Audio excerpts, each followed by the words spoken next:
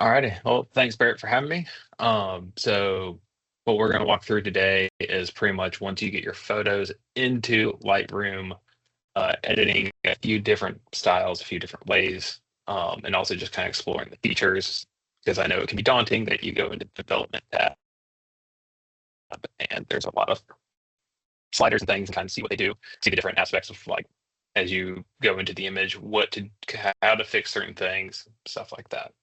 So without further ado, we'll go ahead and hop on in. So once you have your photos in Lightroom, you have here is kind of like an organizational area for your photos. So you can see all your photographs, the synced photographs, if you have like multiple galleries, a quick collection, which we'll kind of get that to a second, and then a previous import, which is your last import into. So if you had two shoots that you had one catalog for, whatever you last imported is going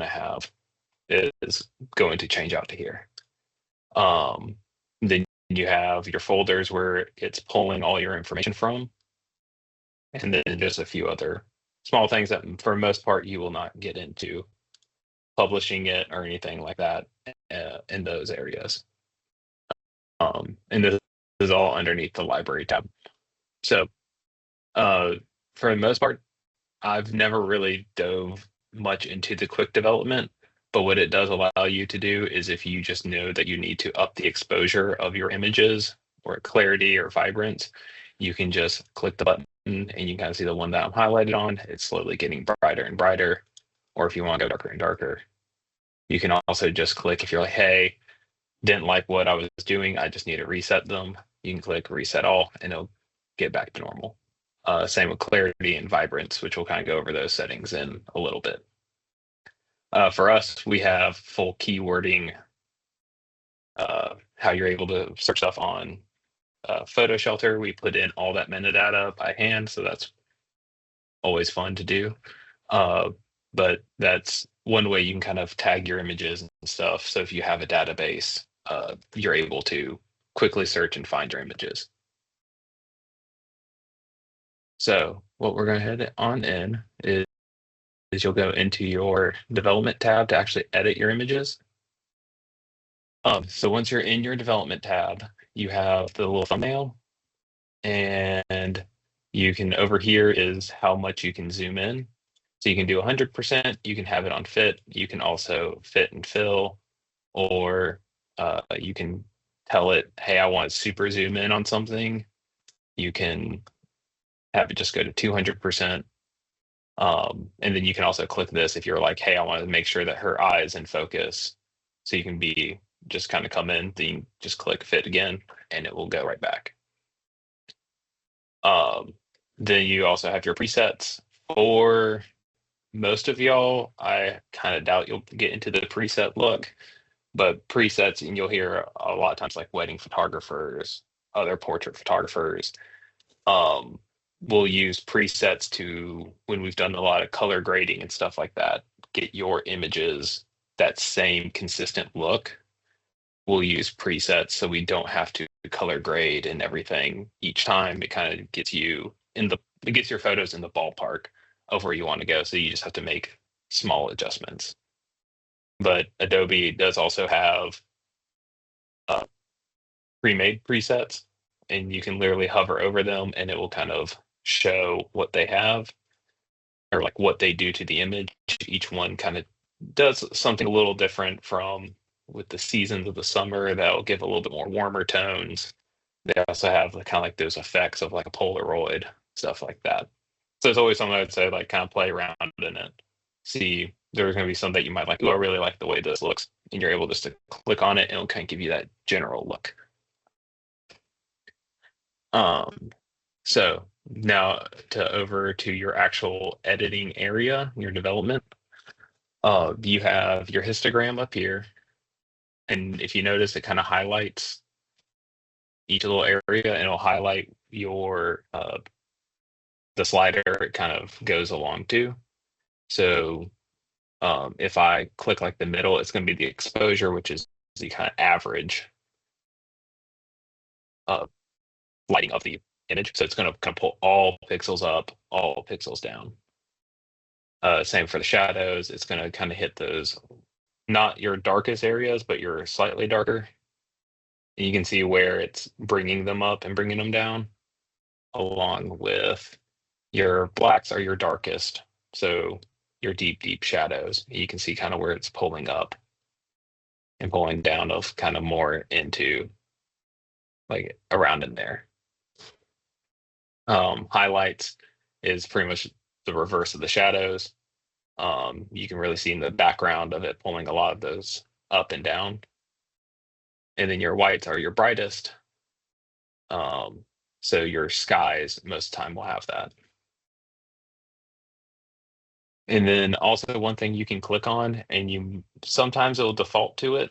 And so if you start freaking out, if you start seeing like those red marks, that is like a clipping mask. Essentially, it's showing what's being clipped. Of there is not enough information. This is overexposed. Now that's the sky in the far, far background.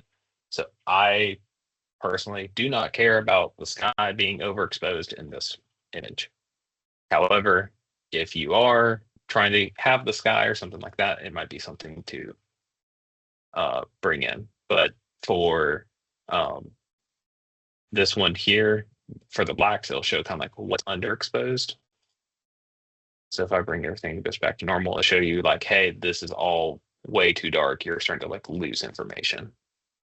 And vice versa. If I bring it all the way up, everything becomes red. It's not actually in your image, so you can export it like this and it will just look like that. But it's just a editing thing only living inside Lightroom. So you don't have to worry about your image being ruined by having those on. You can export it with it still on. So now going into your white balance, of course, this is to keep your whites white, making sure all the color is fully correct in the image. So for us, I had this on an auto setting, but you have the temperature that can turn it more blue, cooler colors, or warmer. The camera itself actually did a pretty good job. And your tint is the greens and the reds inside the image.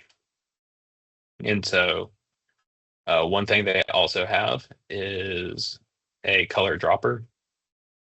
So you can put this on any part of the image. So if you did it for the red, it's going to try and turn that red white. So it's going to really, really throw in a ton of green to try and get that red out. The objective would be if you had something that is like white, like the A on him, it will bring it, and it's going to turn that to the best of its ability white. There's sometimes where you might think something is white, like we'll try her shirt, and it kind of gives that weird warm feel to it. And so it's like, all right, that's not truly white. Let's try. So his the A on his jersey actually worked really, really well. And then also right above that are the color profiles. Color profiles, Adobe Color will do just fine for the majority of editing for y'all. But these are just another kind of color profile of how Lightroom is going to read kind of the pixels. So like we did camera portrait, you see it's subtle changes, but like, oh, your blues are deeper. And then standard, I think, gives you just more of a just kind of levels it out of certain ones aren't as deep or might be deeper. Same with like Adobe Vivid, that you have a little bit more color pop. This one's a little bit more just a standard wash one. Portrait will have actually doesn't change much at all right there. But so that is one thing you can play around with. Adobe Color works just fine. I used Adobe Color for a very long time before really, really diving into them.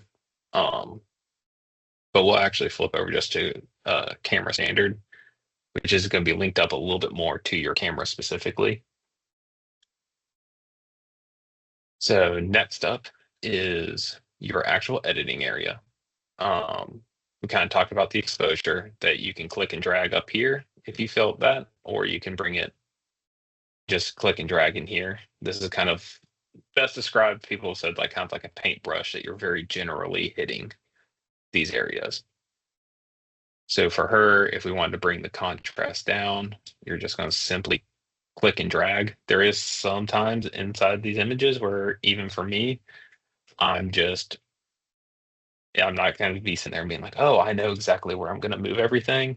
There are sometimes where I'll be like, well, what does it look like if I pop this up a little bit more? I don't like that. Let's pull it back down.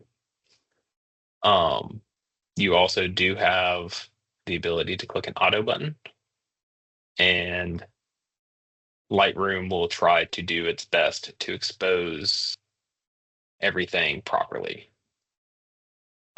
Sometimes it works great of where, hey, I'm just going to pop up the exposure a little bit and cool, I love that. Other times I've done it and clicked reset instantly. It's kind of hit or miss with it. Also depends on what we're shooting. But for this overall, so kind of like where the exposure is, what the auto did. And then next up is your texture, your clarity. This gives you, it places a little stroke around each pixel. Both of these do, and it's just kind of where they do it, how they do it.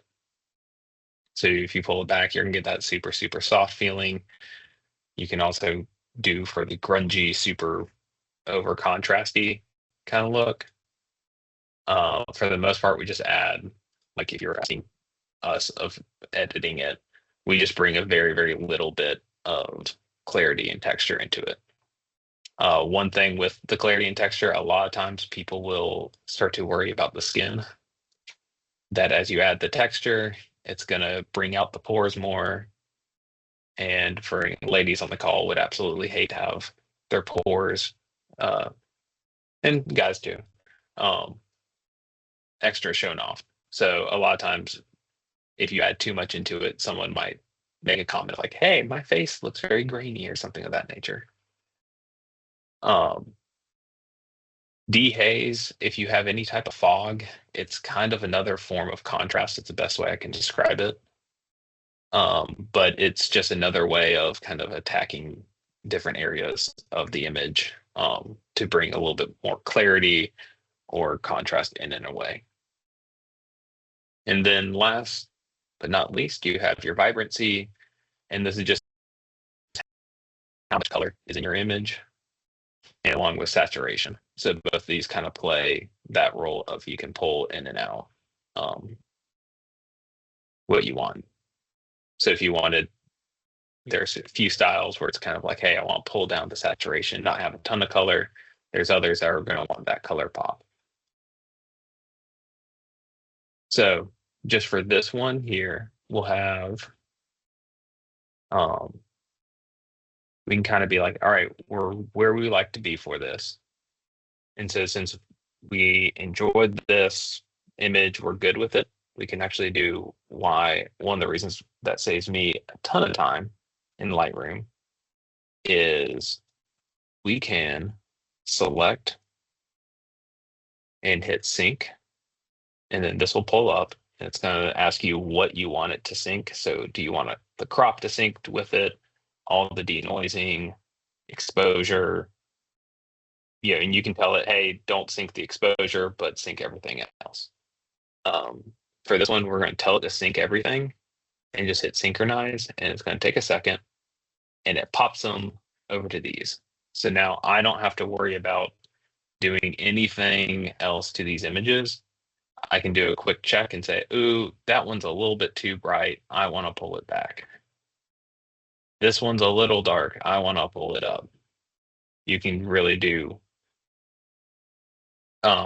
whatever you want, make those small adjustments, but now you're not having to worry about doing the highlights, the shadows, all that stuff. So for those, we feel good about them, we're happy about them. And so next up, we'll kind of go into a similar thing of, this one's more of a portrait. So we can use camera portrait for it. We'll see what the auto gives us. I'm not a massive fan of it, but we can cool it down a little bit. pull the contrast, see what it does exactly in there, and just play around with a little bit of settings in it to get it where you feel it will be best. And one of the things we're going to do for him is we're going to play around with the masks.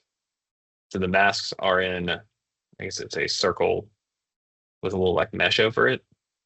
And one of the things they have now is they have a detect people feature. And so you can have it select the subject, select the sky or background.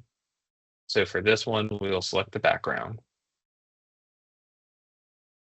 And as you can see instantly, it has full outline of him. And now I'm only adjusting stuff in the background. So if I want to bring up that background, if I want to add contrast, take away contrast, if I want the background to have no color, a lot of color, if I want to cool down the background to have a little bit, just so you're able to control that fully, and you're able to also see, you can use that to kind of see where you are of, hey, have I messed with it too much? Do I like this better? Of turning it on and off. You can also control how, like the amount of it. So if you want it to be not a very, very strong touch of it, you can bring that all the way down. If you want triple it, double it, you can also do that. And then up here, you have all of your masks that you can have. So we're going to go, next one is going to be select people. And it found him. And now it's going to detect his features. So you can tell it, hey, select the entire person. But you can also say, let me select the facial features. You can go in, find the lips, hair, clothes, anything you want. You can also tell it to create 3 separate masks, 2 separate masks, whichever you want, just by checking that. But we're just going to do the face right now. And we'll hit create the mask. And now we are just editing his face. So if we wanted to, if we felt that, hey, his skin is a little bit blue, we'll give him a little bit of a tan. We can just warm him up. We can also do a little bit of, scroll down here to the effects area. This is where you can pull back on the texture just to give him a little bit of face soothing for it. So as you can see,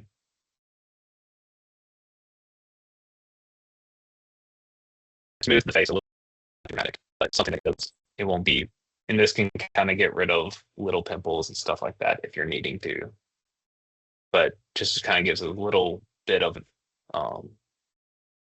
polish or look. Make sure you don't overdo it, because we do want to make sure that he still looks like a person, that he has nostrils and everything. And then, so now we have those masks. If we wanted to also, we can go back and tell it to select the subject. And now it finds just him. And I can now edit all of him. This also works for if you have multiple people in a photo. You can grab literally everyone's face in like a group shot. Do double check it. Sometimes it'll miss a person or two, just depending on where they're focused and all that. But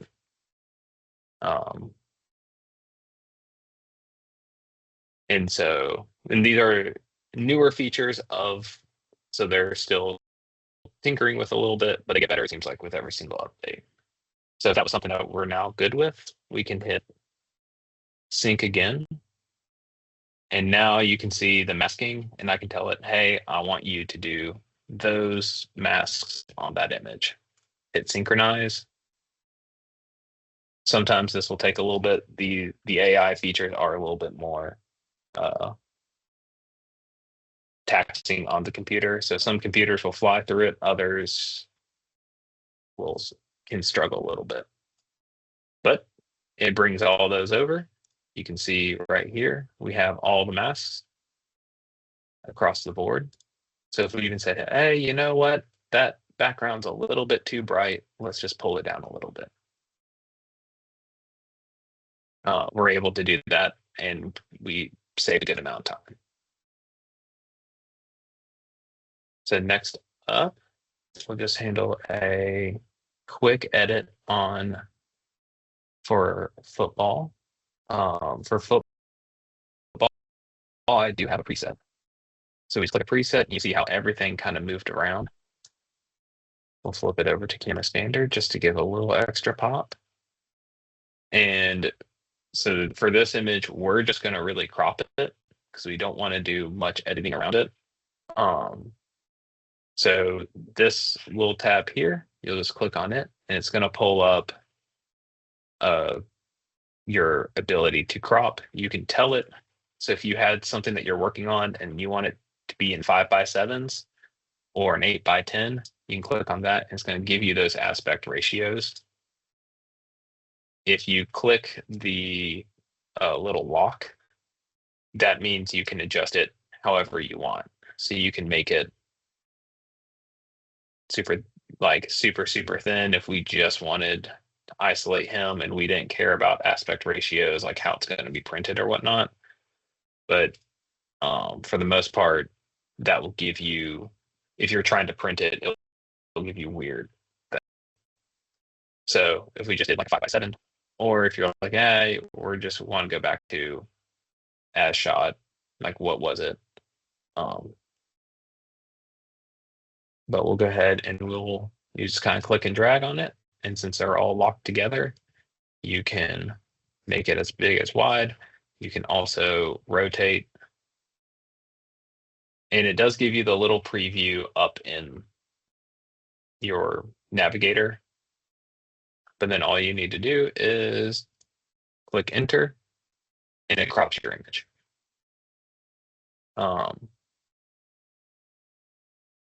And if you are wanting to, you can also turn it to black and white just by clicking that button. And you do have other little presets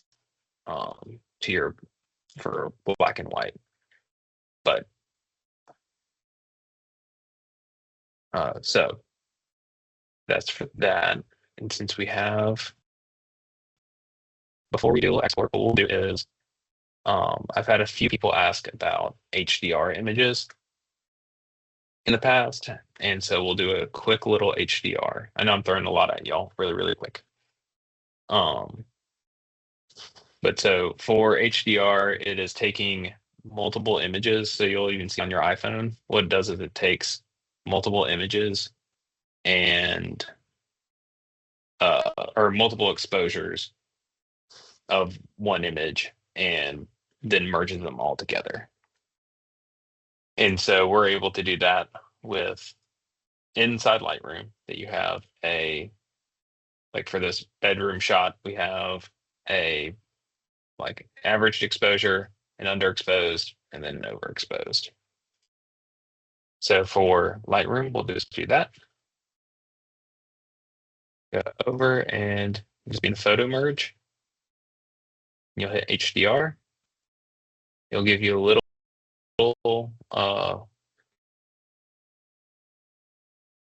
box here that it's going to load up.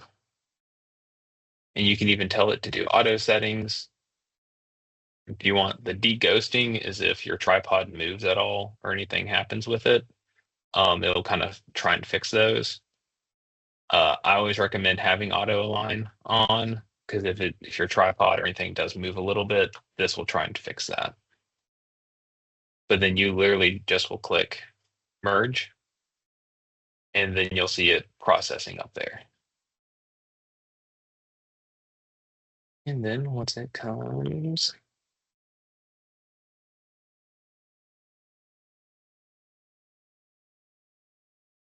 and then now we have our merged image. And where this benefits is you just have a little bit more data to go in and kind of fix the exposures in certain areas. So we're able to take that. We can even do with a mask. We can go in and take a brush and simply highlight that.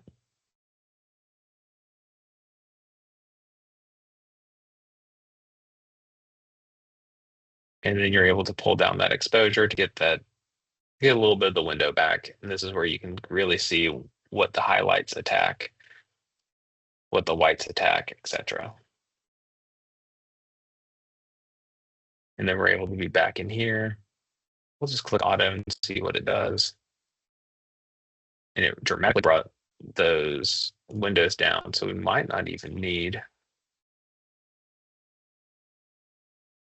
yeah, we'll need it because what we'll do is we'll bring up the exposure inside the room.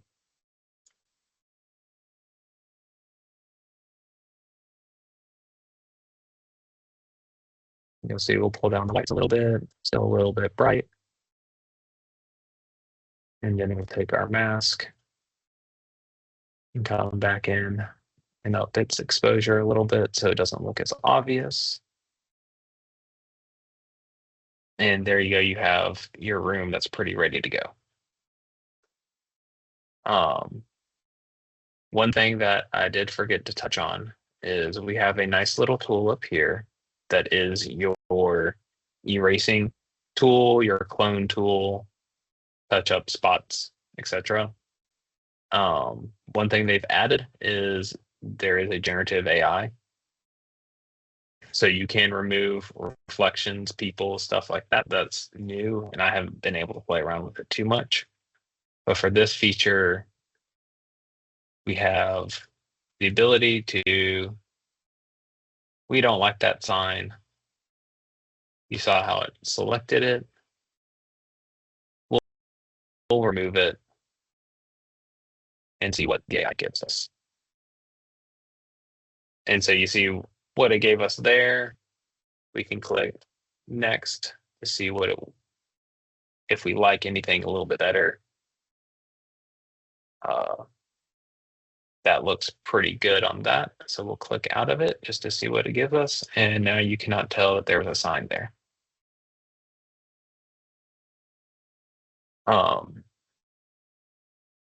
So now comes for the next round of things will be just to export, since we're pretty much almost done with our editing.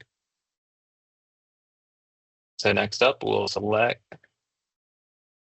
get back to library, and we will select, we got that image, and I'm just hitting command for this. You can also, if you wanted to export everything, you can just hit command A on Mac, or you can hold down shift and select everything you want. And you'll just go to export. And with export, you can tell it where you want it to go. So for me, I have Adobe Day. I just want to put it into that folder. You can tell it to put it into a subfolder or not. So for this, you can have final, you can name it whatever you want to do, but it's going to make a folder that says, hey, here's, it's just going to place in a folder for you. You can also have it add it back to the catalog. So if you wanted to further do things with the edit, whatnot, you can do that. Then coming into here, you have your naming. So you can do full custom name. You can have it just export how you have it. Like it will just keep the same file name it has, which is what your camera gave it. We have our own setup for a 3-digit one, but you can come in here, and if you have custom name, it just will have that right there. And so you can type in Adobe, we can add Adobe Day. You can also say, hey, I want it to have, where is file name and sequence? See, custom name and sequence, that's what we want. And so you can have Adobe Day, and you can start at number 100 if you want, or you can have it just start at 1. So we'll see Adobe Day 1. Um, at the next thing is file settings. So how do you want it to come out? Sometimes you'll have people who will say, hey, I need a PNG, a TIFF, Photoshop file, anything like that. You can really just hit, majority of times it'll be JPEG. For your JPEG, you can tell it to do a lesser quality, higher quality. You can limit the size. So if you need to send these over email and you know you were sending a ton, or you just know you need to have it on the web or something like that, and they need a certain size, um, that's what you can click there. So if you need it to be a certain size, you can move it to that. So we won't limit the size today, but we'll do is you can also uh, do the image sizing of whatever you want it to be. You can also move the resolution. So if you need it online, you can drop this down to like 75. And so that will help you be able to upload it and to load easier, along with if you're doing a larger print or something like that, you could go above 300. 300 is kind of your standard print one. You can also control which metadata it allows out. So you can have everything, just the copyright information, however you want. You can also have it put on a watermark if you want to do that. But overall, we're just going to have it export. I'll do our resize. And also, if you guys see something that you're like, oh, I forgot to edit this, but I just went through all these settings and I don't want to uh, lose what I have, just click done. And then you can come back and hit export and it has everything kind of saved. So we are good here. We like our images. We're happy. So we'll click export. You'll see it goes up there into the exporting files. And then also down here, it will have a little bar that just starts going. And we'll see for, so I have it set up that it should pull up whenever it decides to finish exporting. The export will always is completely computer dependent. So if your computer's nice and quick, this will take 2 seconds. Mine's deciding to be a little slow today. So there it goes.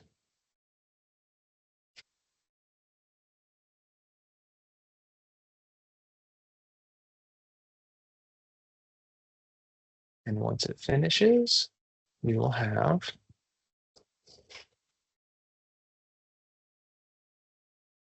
so you have your nice file right there, and they're all ready to go.